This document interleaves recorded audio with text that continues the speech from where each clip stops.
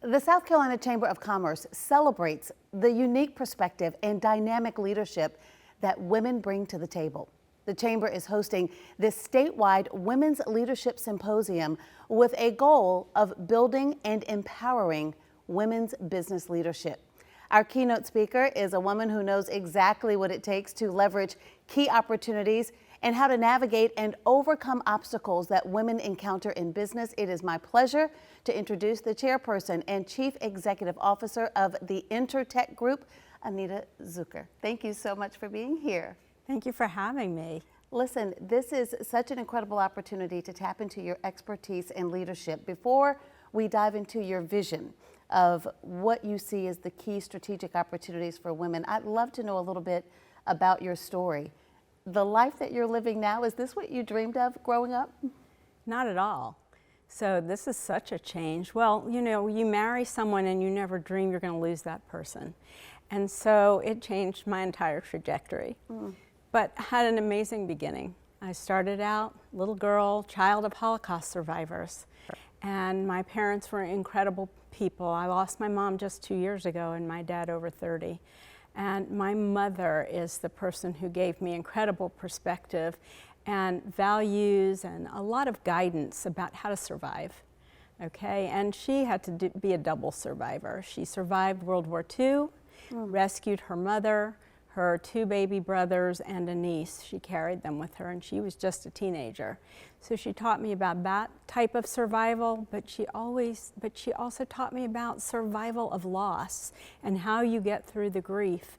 And I can't tell you what an amazing role model she was to me throughout my life. And I have so many incredibly beautiful memories of her. And so that was my guide in my life. And my mom taught me to believe in faith, family, and friends. Those 3 F's were her F's.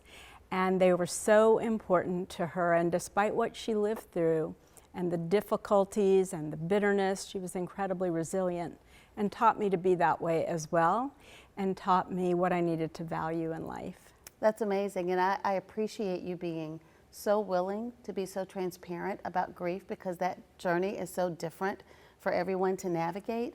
And I think that it's something that's always with you. You just get better in terms of how to cope and deal with it.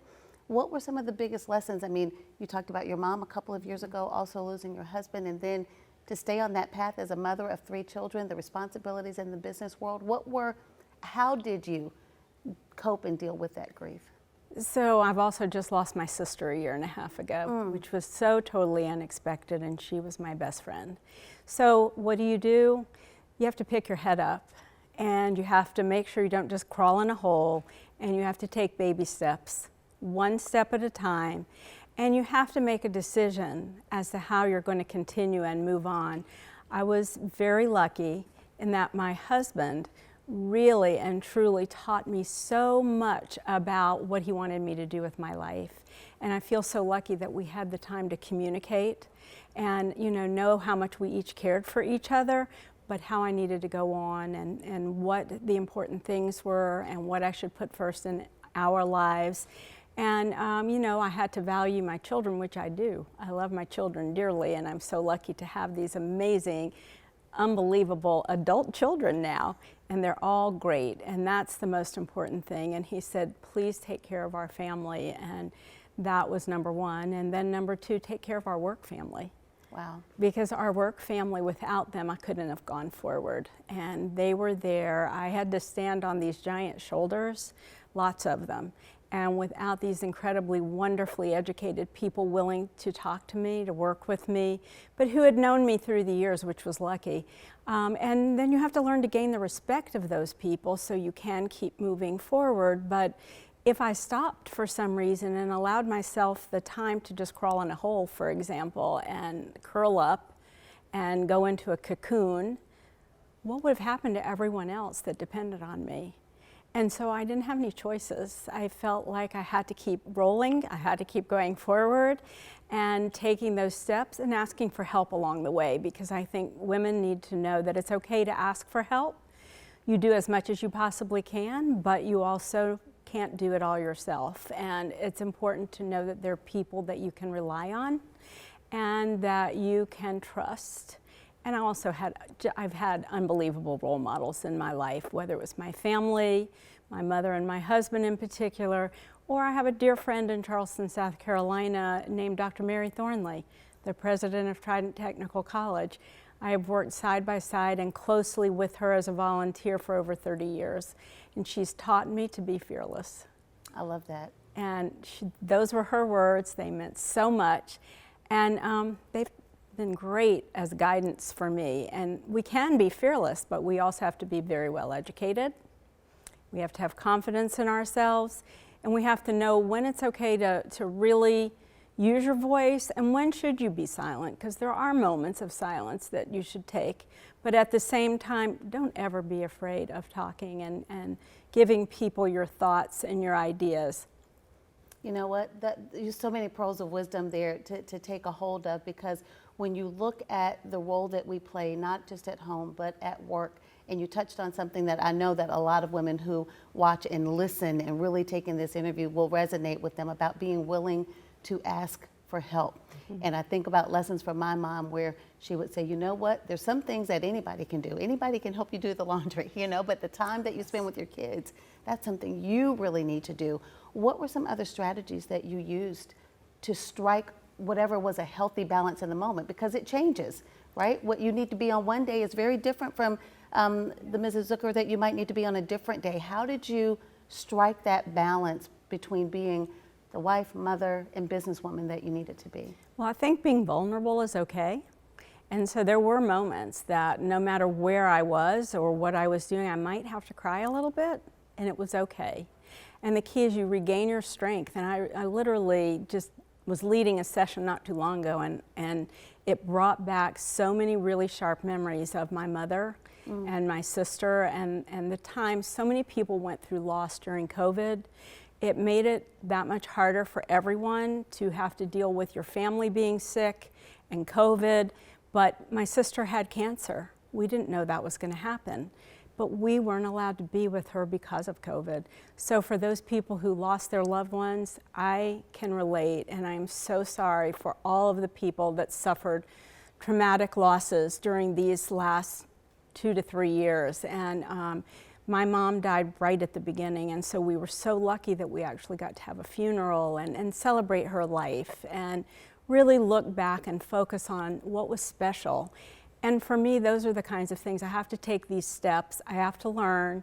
But what I also believe in is that learning is lifelong. And so every single day I want to learn something. It can be something really simple, but I still need to learn something, and I need to study something. And I need to be willing to take chances. And I think for women, we have to all be willing to take chances and some risks in our lives. And one thing, my family is very entrepreneurial, including my mother. And so she was always willing to do anything because she came from a place in her life where there was no food, there were no clothes, there were times they were homeless.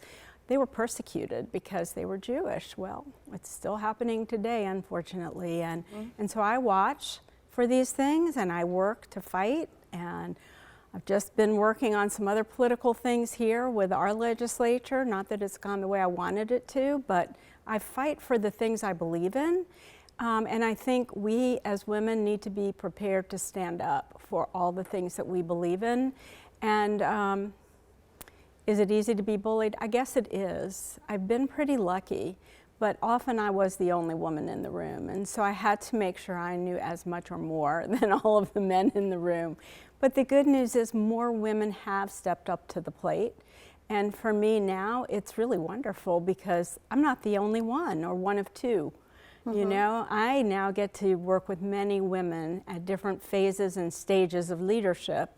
And I think it's wonderful, and including I'm watching my own children through their own walk their walk, and one is a daughter, the other are males, and she is walking an interesting walk. And when you are a parent, it's really different than what the men have to walk, in my opinion. I'm happy to say that I have children who the men are also good fathers to their children, but at the same time, the mothers have to pick up every piece. If anything happens with a child and there's something emotional, seems like it hits mothers harder.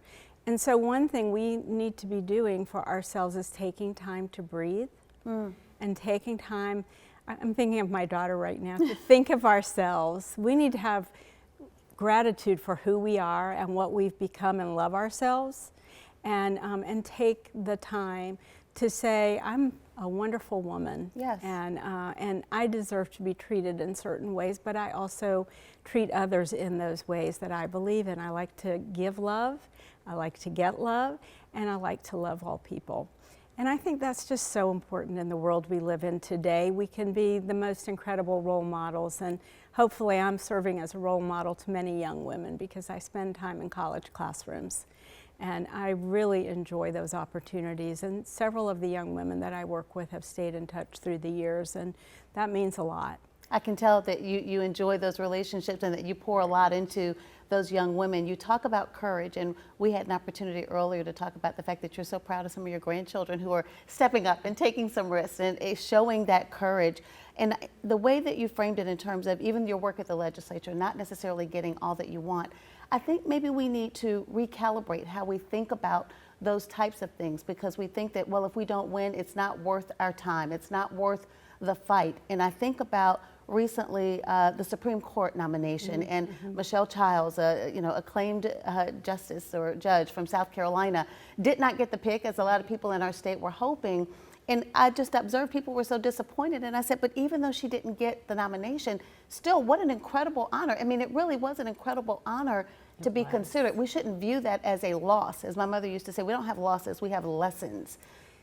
So as you think about some of the biggest lessons that have served you well, what are they? Okay, so I think of some of the lessons my husband taught me, and one of those lessons, and it was so necessary during COVID, was to have a sense of urgency and a bias for action. And it's been very important. It was very important as we figured out, how do we maneuver our way through this pandemic? How do we keep our people safe, keep our businesses running so that we can provide for everybody's lives? If we have to shut every business, we have nothing coming in for anyone. And so some people may not realize that it's not always easy. It's not always easy. They may look at me and think one thing, but I have to do what everybody has to do. If we have to get less, then I have to get less too, because I can't be different, but I'm hurt when things don't go our way, you know, but I want to take care of the people that work with us. So we worked so hard, my son and I worked together, and we worked with our team to create all of the proper protocols, to make sure we were making the right moves, but having that sense of urgency and that bias for action guided every move we made. And some of our businesses, had we not had senses of urgency, I'm not sure they would exist today. I'm not sure they would have made it through the pandemic, but we share that message. It's a really important message. But he also said, don't be a bystander to hate. Okay. Okay. Let's say that again. Don't be a bystander to hate. And yes. I mean, that is what I've been working on, the hate crimes bill, and then I watched it being tabled this week. And I won't call myself a loser, because I have fought very hard. I want you to know I called every person. I called the 5 senators who would not take their names off of the list of being in opposition. Not one called me back. Not one person called me back. And that makes me really sad. I met with some where I live, and that person did. One of the people from my region of the state, he did take his name off after we spent an hour and a half talking. And I said, do you even know anything about my life? And he goes, well, I've known you a really long time, but I guess I really don't. And so he said, will you tell me your story? So I told him my story. And I think that changed his mind, and at least he took his name off. And he did not vote to table, because I listened to the whole roll call vote. So it's been an interesting time. I've been doing it for 3 years, working on that particular effort. Yes. There's so many efforts right now that I care about. That's just one, but that's a really big one for our state. And I think, unfortunately, South Carolina is still one of 2 states in the entire country that does not have a hate crimes bill. And, you know, can we value our people? I think that's so important. We need to value the of the people who live in our state, who work in our state, who make it possible for our state to thrive. Absolutely. You know, we need to make sure we're keeping them safe, because the people that work for my family are every kind of person. Yes. And we're not going to choose people, we're going to choose them because of their skills, not because of who or what they are, but because they can do the job. And we're going to keep them safe to our best ability. And I had an opportunity to see Polly Shepard recently in person. I watched her video that they played in the Senate chamber, but I saw her in person a few weeks before that. And, you know, I understand what she's been through, and she saw it happening before her eyes. My parents did too. Yes. Okay, my mother was there when they took her entire family out of the ghetto, and a mattress fell on top of her and hid her. Okay, so she didn't get taken. And she witnessed so many things in her life and taught us about these things. So how could I not fight for something like this? And then I want to fight for the women in our lives. Yes. We have to fight for all of these. And then watching the Supreme Court, yes, I really cared. It didn't matter to me. I'm, you know, happy our judge from South Carolina got named as a possible person to be in that position. But the woman that was there, I was amazed watching her. She used the word perseverance. Someone on the Harvard campus used that word and said, perseverance, have perseverance. No question. We as women need perseverance. We do, we Yes. do. And you know, I think about the hate crimes legislation. We've covered that debate for a number of years here in South Carolina. Some high school students in our area have been lobbying lawmakers. It's been great to see them involved in the fight. And I know it's been a very long and frustrating fight, but may I just thank you for the work that you have invested. Thank you. Because I think back about Mother Emanuel. I didn't mean to get emotional, No, but I live in it's hard to Charleston. believe that we're finding so hard to reach agreement on that particular issue. So thank you. Without a doubt, and I knew Senator Pinckney. So it just hurt. It hurt so much when it happened. And then to get to know Polly, I'm so glad I got to know her. Yes. You know, and meet her, and just to hear her story in person, just like I would hear my parents tell their stories. And when I go out to speak in schools, I go out and speak about the Holocaust. And I want young people to hear my mother's voice, not just my voice. And so I have a video of my mother embedded into my PowerPoint that I do, because they have to hear it. And I wish I could have taken that as well into the Senate to play for them. The House did great. They were terrific. And I testified 3 times, but I called so many of these people and talked with so many of them. And it makes me sad. You know, it's just hard. And then I look at what's happening. I look at what's happening in our schools. I look at what's happening in education. You mentioned your 2 young children. Yes. I was a school teacher. That's how my life started. I spent, 10 years full-time teaching public school, and I worked my way through college 20 hours a week in a 3rd grade classroom. And so that's been my life, and it was always I worked in the public schools, okay? And I went to the public schools, and I went to state universities, and I still work with them. And I work really hard to make an impact and a difference in the lives of young people. So one of the things that our family and my husband gave us as a legacy, and it's really a mission to me, it's a mission, and it's 2 Hebrew words, tikkun olam. Tikkun olam. Yes, and they mean repair of the world. And so everything we do, whether it's through our businesses and the kind of products we make that save lives or that help people be healthy, or provide a moment of entertainment and levity so they can have a laugh, all of those things are really important to me. But then I go out and spend a lot of time in our schools, and our family is very focused on education, on health and human needs, on cultural issues, because they are important as well, and on the environment. So those are some of the things we focus on, and we are all about repairing the world. Well, I want to talk a little bit about that legacy that you have built, which is so strong. But take me back first, if you would, just a little bit to when you were a little girl. You talk about the impact that your mother had on you. Is it true that you got your first job at the age of 12 and started your first business in college with your husband? It is true. Wow. One of my boys is almost 12. I could not imagine. I mean, you know, I don't want to put any limits on him, but that's impressive. I worked at a day camp 5 summers starting at the age of 12. The first summer I didn't get paid, but I worked for a taskmaster.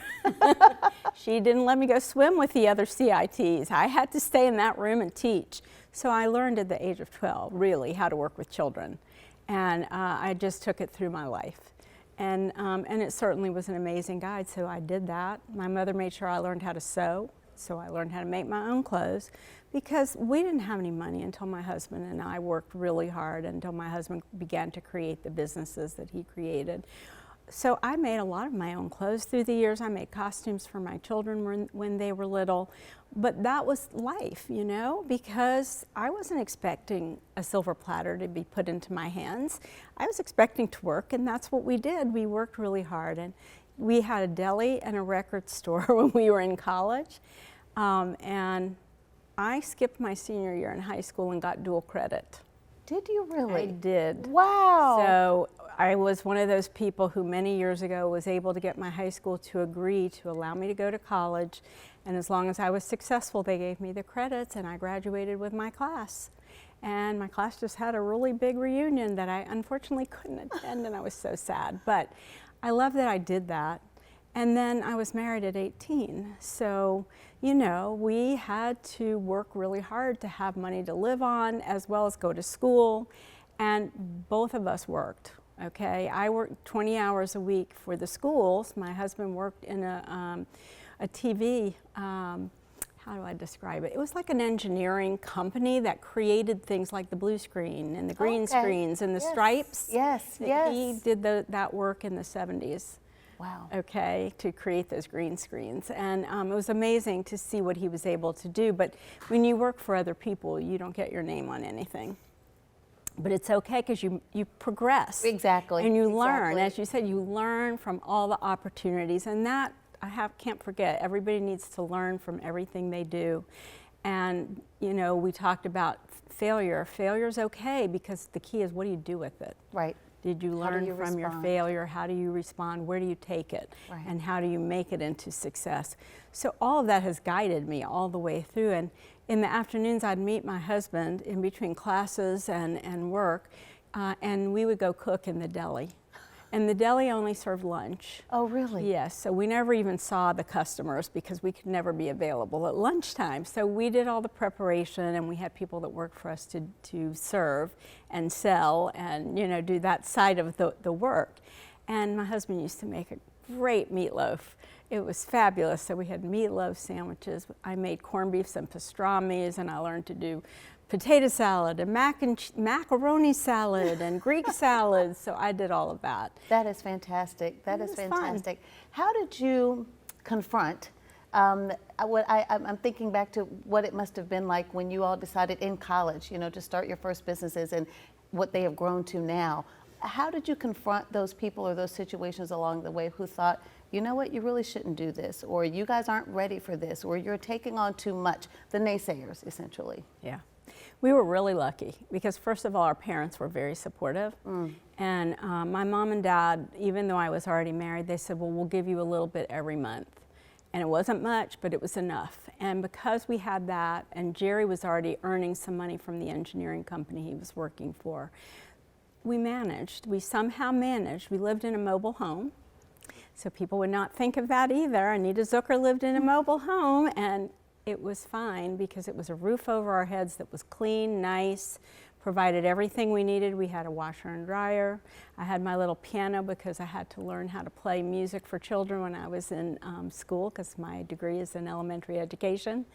And, you know, we managed. Somehow we did it. And, you know, I had a car that broke down every other week, and the gas pedal fell off one day, and the radiator exploded another. So we finally said, okay, we think you need another car. So we found a used car that we could afford. But it was okay. Yes. It was okay. The key was, what did we do and how did we keep going? And I loved being in those classrooms with kids. I loved those opportunities. I learned a lot about creativity. I have one sister who's an artist, and somehow my dad loved to do art too. He loved to make caricatures. So some little pieces of that rubbed off. And so I loved making bulletin boards and being creative with my students, just trying to find ways to make them want to learn. Yes. And having a husband who was an engineer, he would come to my classroom every year at least once and do science experiments and teach about atoms and molecules. Wow. And make it easy for young children to understand. And I taught lots of grades, but I taught 3rd, 4th, and 5th, but 4th and 5th the most, and 7th grade 1 year. Wow. And never again 7th grade. Never again. That's a whole different ball game. But to ignite that fire for learning, you know, as I think about this conference that the Chamber is hosting, it really is about powering up, igniting and empowering women in business opportunities here in the Palmetto State. In your view, what are the biggest opportunities right now? I think everything is open for women right now. I think every opportunity, and it's been the weirdest time because a lot of people are choosing to quit. That mentality is true, this quit mentality, and it's sad that people are choosing to leave their jobs. So I think the opportunities are tremendous, but as women, we have to get in there and we have to work and we have to put forth effort. We have to show how bright we are, how brilliant we are, and bring the light to those businesses, and never be afraid to speak up when you have new ideas, and take initiative and use it. Use it to empower, to, you know, to light the flame. And that's something I think women can do. We are the ones who are so creative and innovative, and we bring that to the table. And it's important to never lose the ability to be creative and innovative. And even my husband left me with these keys to success. I've told you one of them. Yes. So others were about being innovative and creative, and always reviewing your technology and your methods that you're using in production, and are you making them as effective and as efficient as they can be today? And how do we do with those things? And they're so important. To take a look at everything you're doing in your businesses and make decisions about them or change them. But you know, we do a lot of work with our higher ed institutions, and we often will find an incredible professor who is a chemist, for example, who is the world's expert in a particular polymer fiber, and he just happens to work here at the University of South Carolina. And that man, it has been amazing because he's worked with our team at one of our companies for years now, and has continued to help them come up with new ideas, new methods, new ways to use our polymer fiber.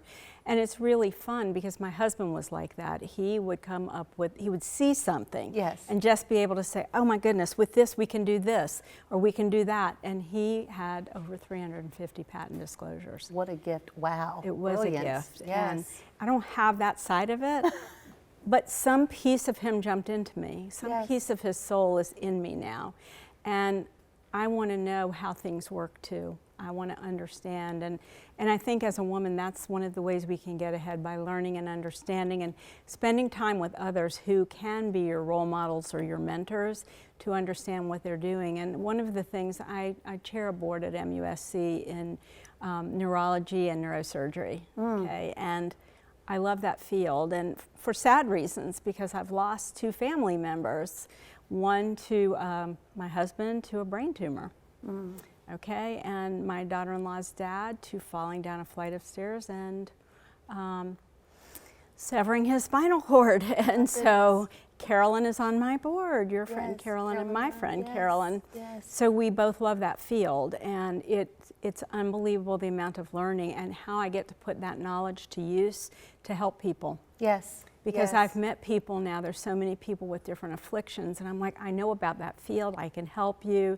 You had a stroke, I know the best people to call. You have Parkinson's, I know the best people to call. You have cancer, I know the best people to call because I'm involved. Absolutely. And so getting involved is how you learn more. Well, that's what I was going to say. My observation through our conversation, and I want to have a couple more questions for you. We could talk all day, but I know we'll don't want to take too much of your time. But my observation is this, that as successful as you are in business and have been in the legacy you have built, everything that you have talked about has tied back to using that investment, using that knowledge, using what you have learned to pour back into your community, whether that is in the schools or serving on the board at MUSC.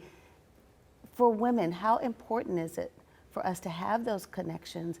You know, we just recently had Midlands Gives, where we say everybody can be a philanthropist, because on that day we invite, you know, everybody in the community to donate at least $10 to a cause that you want to help. But to find that passion of where you can serve in our community, How important is that, especially for women? Well, to me, that's one of the most important passions, because you can take your passion in a field and grow it.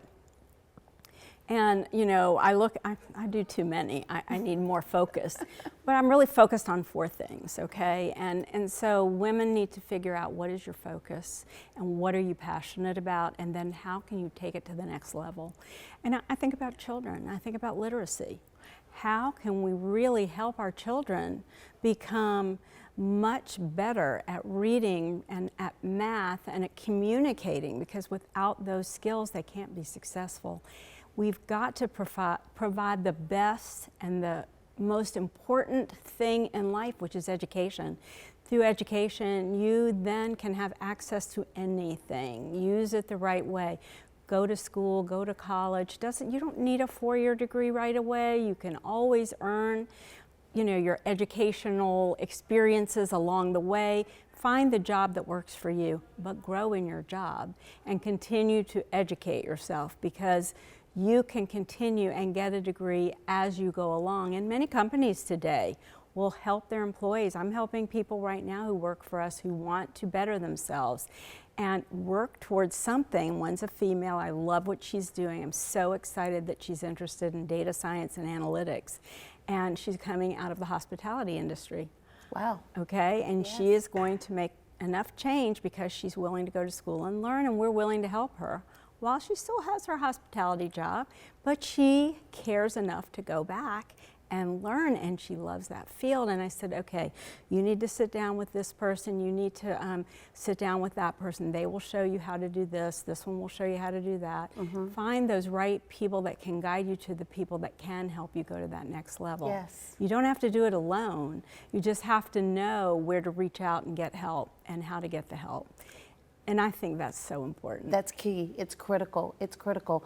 Last 2 questions for you. I'm going to ask for a little bit of advice, but from 2 different sides. Okay. The mom side and then the businesswoman side. Okay. For busy moms who are trying to strike the right balance, who have a lot of hopes and dreams and aspirations, but you know, feel like they just can't take that leap because of other responsibilities, what would your words of wisdom be for them? So I think you have to talk to your other half if you have one.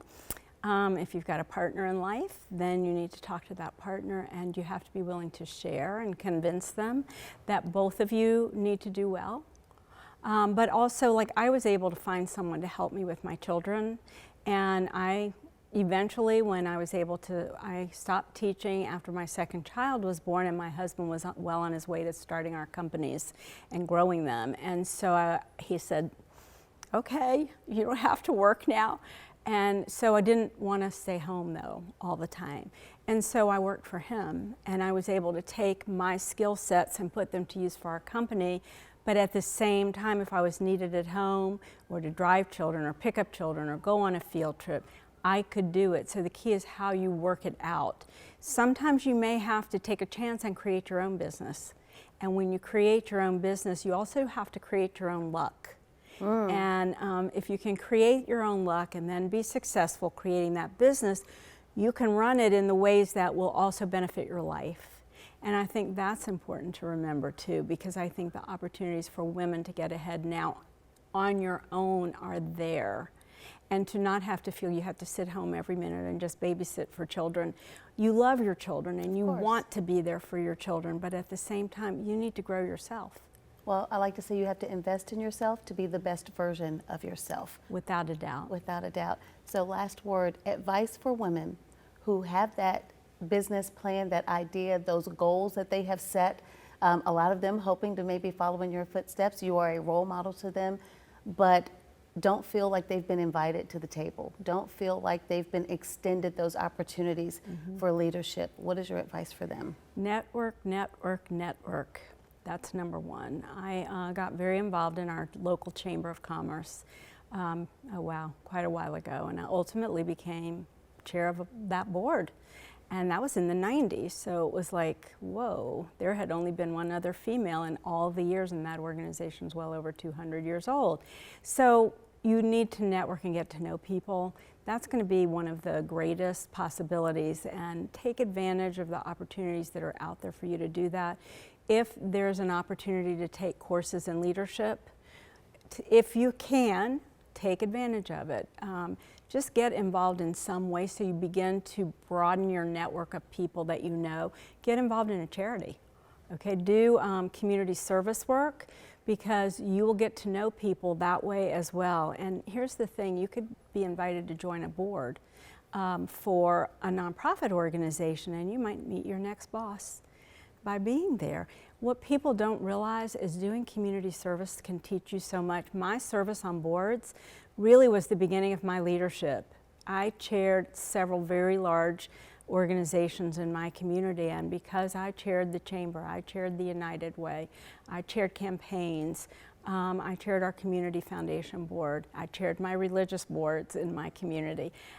Those things gave me the ability to lead, but they also gave me the ability to serve on a finance committee and begin to understand the P&Ls and all of the balance sheets and all of the financial sides. Investments, I needed to understand investments. My husband did our investments. He taught me some, but I also learned a lot by serving on these nonprofit boards. And that was I couldn't have paid for a better education than what I received doing that work for organizations that I love. Fantastic. Well, you know what? That is a wonderful note to end on, because that's what this conference is really all about, to network and establish those connections that can really help empower and elevate the women in leadership and in business here in our state. So we thank you, Mrs. Anita Zucker, for being such a role model to young girls, to women across our state, and just being such an incredibly powerful force for good. Thank you so much. Thank you, Judi. Thank you for having me. I'm honored to be here. It's our pleasure.